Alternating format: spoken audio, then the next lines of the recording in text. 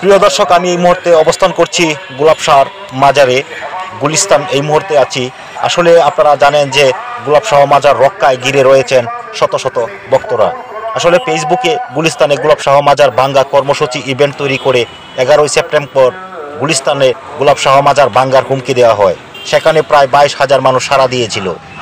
এই হুমকির কারণে সকাল থেকে মাজারটি ঘিরে রেখেছে শত শত ভক্তরা। এই সময়ে বক্তারা বলেছেন প্রয়োজনে মাজার রক্ষায় তারা সকলে জীবন দিতে প্রস্তুত। তবে যারা মাজার ভাঙবেন বলে হুঁশিয়ারি করেছেন তাদের কাউকে এখন পর্যন্ত দেখা যায়নি। ক্ষমতার পট পরিবর্তনের পরপর গত কয়েকদিন ধরে বাংলাদেশের বিভিন্ন জায়গায় মাজার ভাঙ্গার প্রতিযোগিতা চলছে।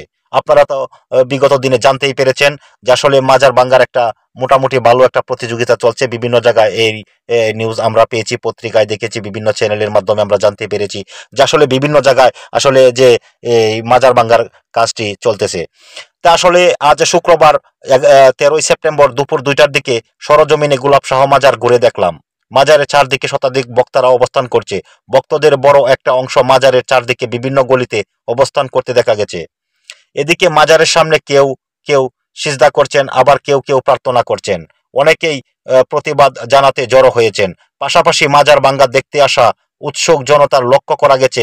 তবে যারা মাজার ভাঙবেন বলে হুঁশিয়ারি করেছেন তাদের কাউকে এই রিপোর্টটির লেখা পর্যন্ত দেখা যায়নি।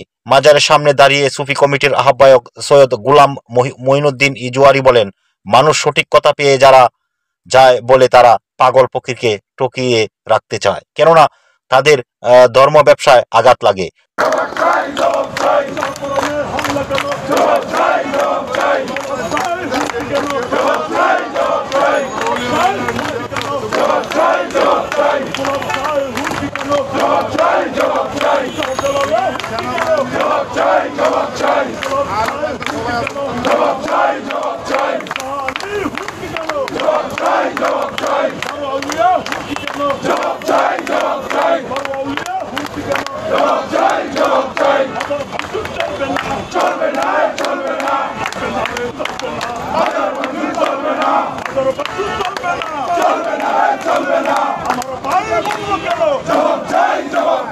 আমার ভাই মল্ল কেন? জবাব চাই, জবাব চাই। আমার ভাই মল্ল কেন? জবাব চাই, জবাব চাই। পাগলের হামলা কেন? জবাব চাই, জবাব চাই। পাগলের হামলা কেন? জবাব চাই, জবাব চাই। পাগলের মাজারে হামলা কেন? জবাব চাই, জবাব চাই।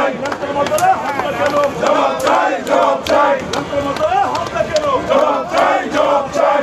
মাজারে হামলা কেন? জবাব চাই, জবাব চাই। লালনের হামলা কেন? জবাব চাই, জবাব চাই। শাহপরানে হামলা কেন? জবাব চাই।